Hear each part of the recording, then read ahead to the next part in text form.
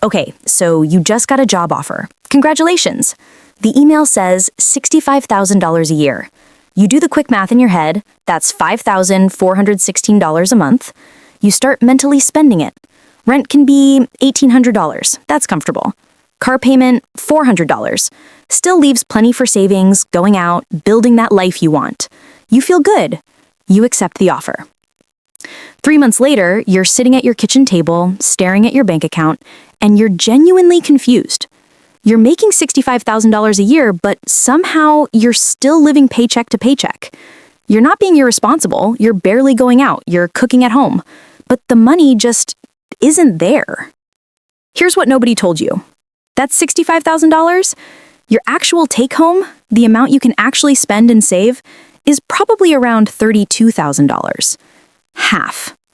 And if you don't understand where the other half goes and how to account for it, you're going to spend your entire career feeling broke while making what sounds like good money.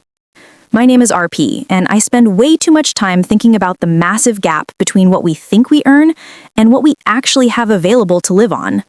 If you're someone who's ever looked at your salary and thought, I should have way more money than this, or you're negotiating a job offer and trying to figure out what you actually need to make sure to hit that subscribe button and give this video a thumbs up if this helps you out. So let's start with the math, because this is where most people's brains just don't compute. They see a salary number and they think that's their money. It's not. Let's use that $65,000 example and actually break down what happens to it. And I'm going to be generous here. I'm going to assume you're single with no kids, standard deduction, living in a state with moderate taxes. If you've got different circumstances, it gets worse, not better. Federal income tax on $65,000? You're paying roughly $8,900. That's 13.7% after the standard deduction and progressive tax brackets. Already we're down to $56,100. State income tax?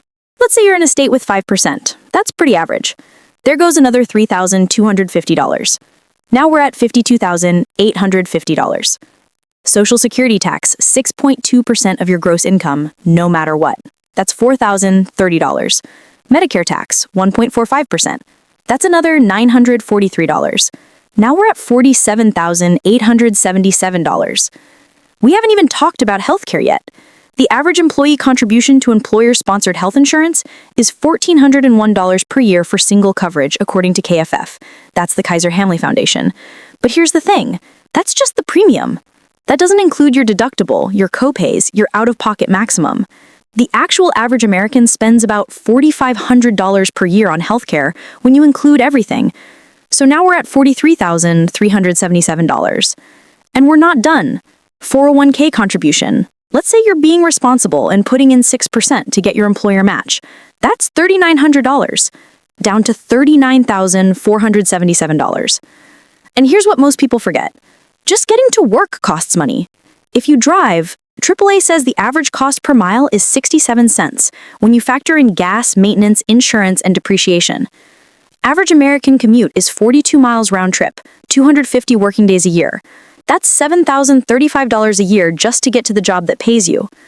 We're now at $32,442. You started at $65,000. You can actually spend $32,442. That's 49.9%, almost exactly half. Now you might be thinking, okay, but I knew about taxes. I'm not an idiot.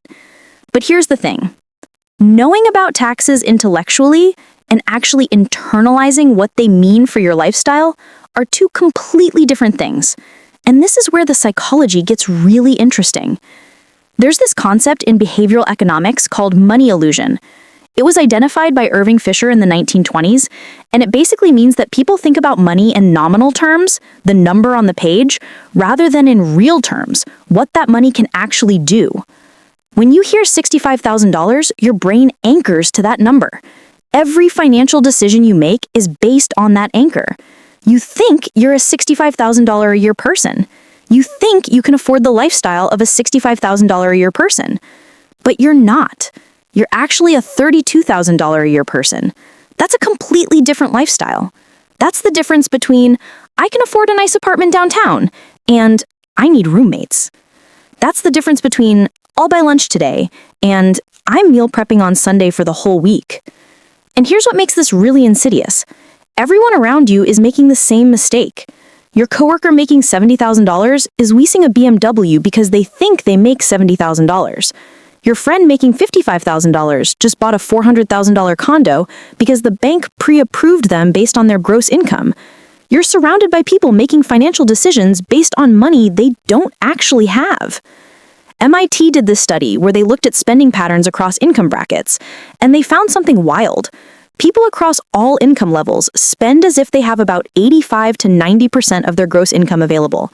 They just forget about taxes and deductions. They see that $5,416 per month, and they budget like they have $4,800. They don't budget like they have $2,700.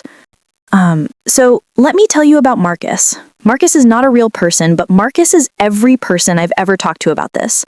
Marcus graduated college, got his first real job at $48,000. After taxes and everything, he was taking home about $2,400 a month.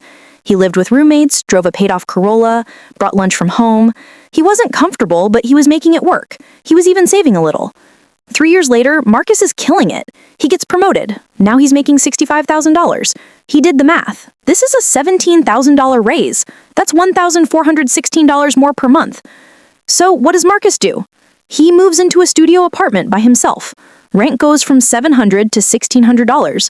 But he can afford it, right? He got that raise. He upgrades his car. Nothing crazy, just a 3-year-old Accord with a $380 monthly payment. He deserves it. He's making more money. He stops bringing lunch because he's a professional now. And professionals don't eat sad desk salads. Here's what Marcus didn't calculate. That $17,000 raise, after federal tax, state tax, Social Security, Medicare, the higher 401k contribution because it's a percentage, his actual take-home went up by about $7,200. That's $600 a month. But his rent went up $900. His car payment is $380. He's spending an extra $200 a month on food. He's now spending $1,480 more per month than he was before. Marcus got a $17,000 raise and is now broke. Actually broker than he was before because now he's got a car payment and a lease he's locked into. This is the salary illusion in action. Look, here's what most people don't realize. It's not just taxes. Every single time your salary goes up, a bunch of other things go up too, and they go up faster than your actual take-home. Let's talk about percentage-based costs. Your 401k contribution? That's a percentage. Your commuter benefits? Percentage. Some health insurance premiums? Percentage. All these things scale with your gross income, not your needs. Then there's lifestyle inflation, which we just talked about. But it's worse than you think because it doesn't just affect you. It affects everyone around you. Your friends making similar money want to go to nicer restaurants. Your partner expects a certain lifestyle. You're in social situations where dropping $150 on dinner and drinks is just normal. You're not trying to keep up with the Joneses. You're surrounded by the Joneses, and opting out feels weird and uncomfortable. And here's where it gets really sneaky. Housing cost inflation. Landlords and real estate agents have figured out the game. They look at income requirements as multiples of gross income. Most apartments want you to make 3 times the monthly rent in gross income. So if you make $65,000, they'll rent you a place for $1,800 a month. But remember, you don't have $5,416 a month. You have $2,700. That $1,800 is 2/3 of your actual take-home. The system is literally designed to make you house poor based on money you never see. Okay, so let's talk about why this illusion is so hard to see through, even when someone like me is literally explaining it to you. It's because everyone is lying.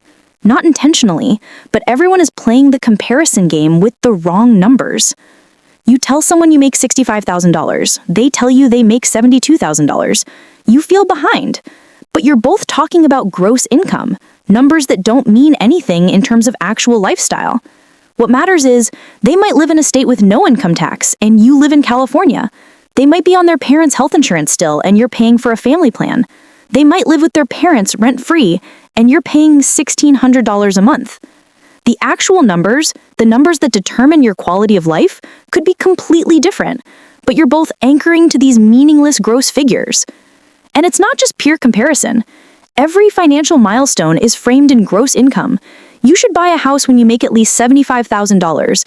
You're ready for kids when your household income hits $100,000. You can afford a luxury car at $150,000. All of these rules of thumb are based on income that doesn't exist in your bank account.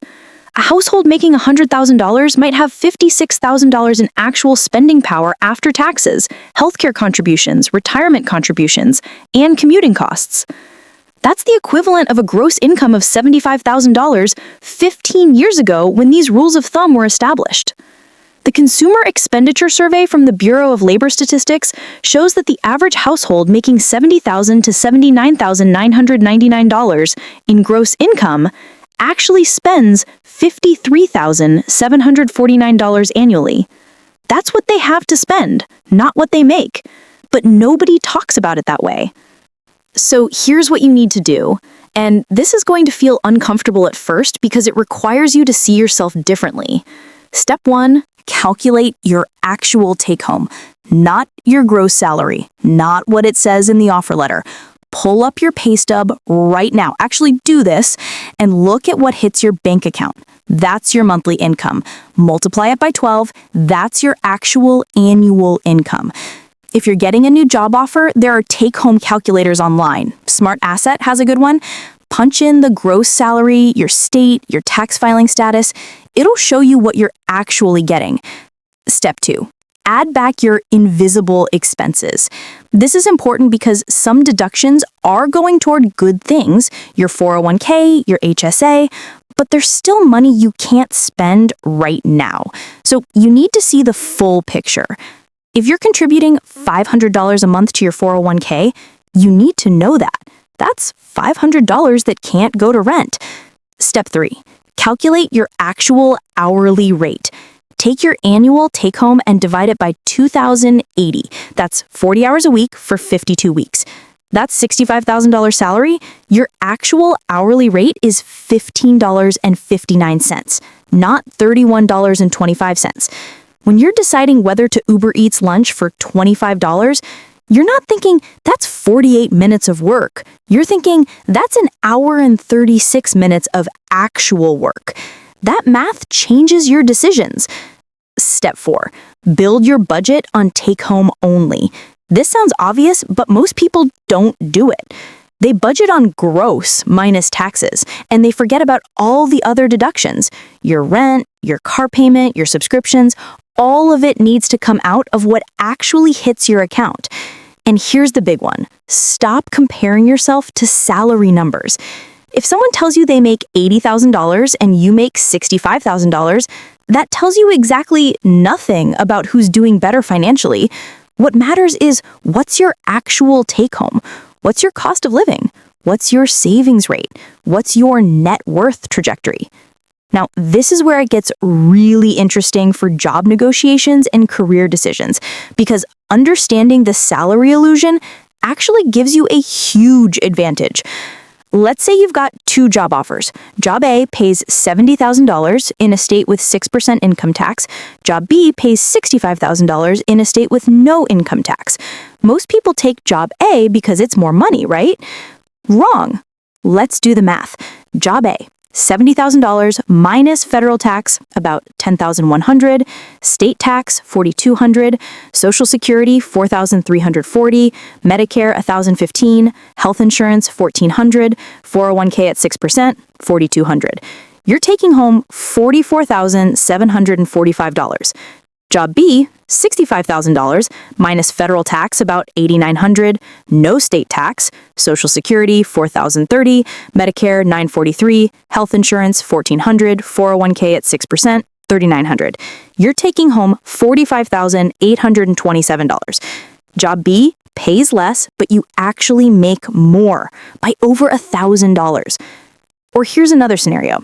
You're deciding between a $75,000 job with a 45-minute commute and a $70,000 job that's fully remote. The higher salary sounds better, but let's calculate the real difference. The $75,000 job. Take home is probably around $48,000 after everything, but that commute, 90 minutes a day, 250 days a year, that's 375 hours. At 67 cents per mile for a 50-mile round-trip commute, you're spending $8,375 per year just on commuting. You're also losing 375 hours, which is 9 full work weeks. Your effective hourly rate after commuting costs is $19.20 per hour. The $70,000 remote job? Take home around $45,500, no commuting costs. Effective hourly rate? $21.88. The worst job actually pays you more per hour of your life. Okay, so we need to talk about benefits because this is where people really mess up. They focus entirely on salary and treat benefits as this nice little bonus, but benefits can be worth 30 to 40% of your salary. That's not a bonus, that's a massive part of your compensation. Let's say you're comparing two offers. Company A, $68,000 salary, standard 401k match of 3%. Health insurance costs you $150 a month, no HSA, 5 days PTO, no professional development budget. Company B, $65,000 salary, 401k match of 6% with immediate vesting. Health insurance costs you $50 a month. They contribute $1,000 a year to your HSA, 15 days PTO, $2,000 a year professional development budget.